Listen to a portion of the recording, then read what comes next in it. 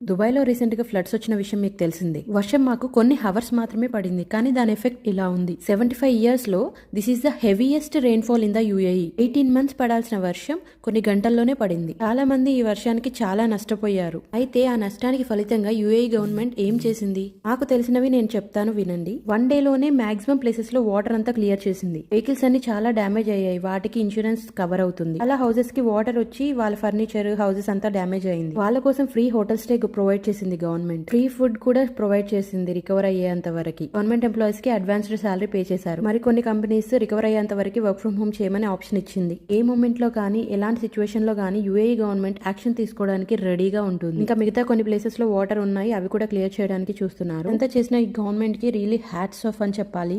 ఎందుకు చెప్పగలుగుతున్నా అంటే ఇదంతా చూశాను కాబట్టి చెప్పగలుగుతున్నాను. ఇక్కడ ఉండి న్యూస్ చూసే వాళ్ళకి ఇవన్నీ తెలియదు కదా. Thank you for watching. Content నచ్చితే సబ్స్క్రైబ్ చేసుకోండి. Thank you.